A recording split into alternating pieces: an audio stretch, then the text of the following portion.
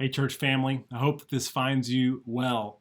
In our last video update, I shared with you that like many of you, we were watching to see what the numbers would do in our area once schools reopened and how that would impact our county. And we were hopeful that if COVID numbers in our area stayed lower, that it would allow us to add some programs in the fall.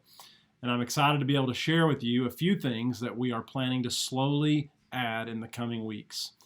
The first one is going to start this Sunday, September the 6th, and we're going to begin with our preschool-aged kids and children's worship on Sunday mornings during the 10:30 worship service. Suzanne has worked really hard to figure out some ways to creatively do this in a safe way, and so she's purchased individual mats that each child will have that they'll sit on, and individual activity baskets that they'll all have their own supplies, and they'll have any activities that are done during children's worship, they'll have their own supplies for those activities.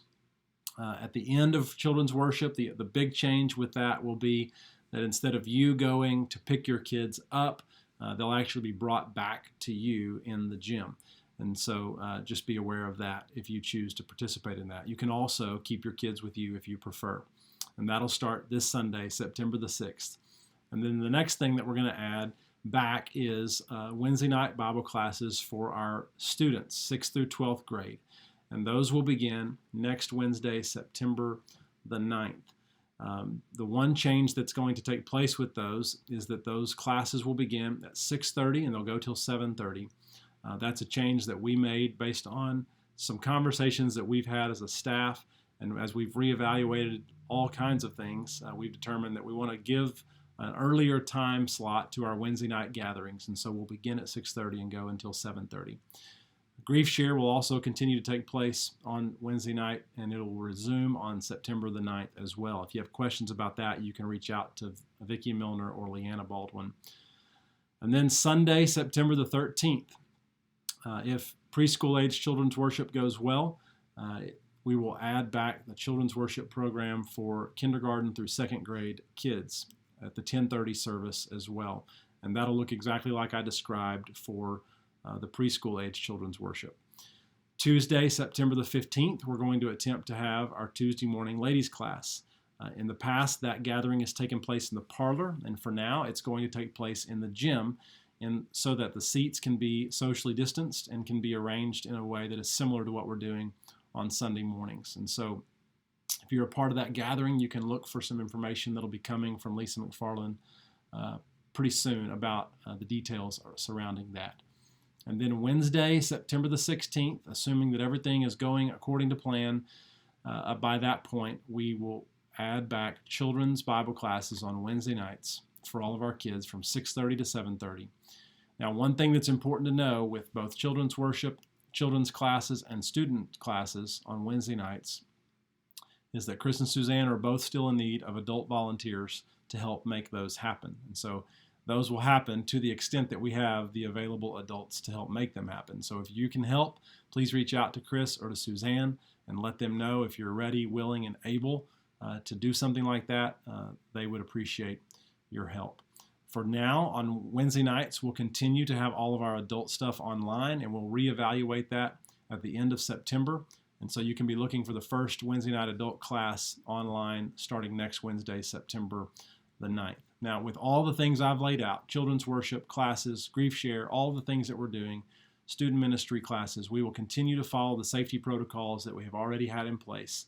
And we'll do that for the foreseeable future. This may be our new normal for a while, but we think that continuing to wear masks, practicing social distancing, and all the other things we've been doing allows us to do some things in a safe way and to be cautiously active, if you will, as we do those things. We know that all of us are hungry for community and relationships, and maybe even more importantly, some spiritual growth opportunities, and we'll do those things as we practice these safety protocols and keep those things in place.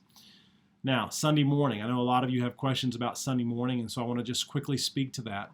We will continue to stay in the gym for worship for now. I know that many of you are looking forward to the day that we get to go back to the auditorium. The elders and staff feel the same way. But after conversation and prayer, we have decided that it is the best thing for now to stay in the gym. And we'll continue to have 2 worship services, the Word and Table service at 9 and the other service at 10:30. And we're going to ask that you continue to RSVP for those services each week. I just want to speak to why we're staying in the gym. I know that there's been some questions about that. There really are a lot of reasons, but primary reasons are that it's easier to achieve the goal of socially distanced seating in the gym than it is the auditorium, because in the auditorium you have to arrange pews differently. You have to sit every other pew, and then it's harder to navigate the seats in a pew, whereas with chairs you can accomplish that goal a little more easily. And then also it's just easier to clean, as we've said before.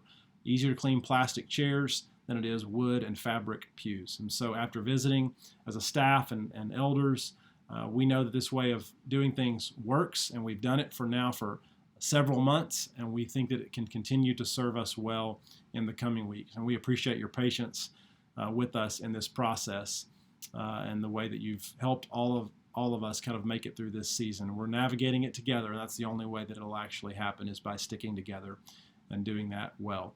One positive thing that I want to tell you about that'll happen while we're out of the auditorium is some much needed repair and remodeling work on the baptistry. And so while we're out of that space, that work will be happening, and we hope that it'll look really nice for us when we get back into that space in the future. And that work's being made possible by the Reaching People funds that you have continued to give so faithfully to. And so thank you for that. As we move forward, there's going to be ways to serve. I thank you for the ways that you're already serving. If you can serve in any of those areas with children's or student ministry, please reach out to Chris or to Suzanne. Another area that you might be interested in serving that we need more volunteers in is with our greeting teams on Sunday mornings. Also, if you're interested in helping arrange the chairs and the seating arrangement in the gym each week, that's fallen to a pretty small group of people, and we would love to expand the number of people who help with that each week.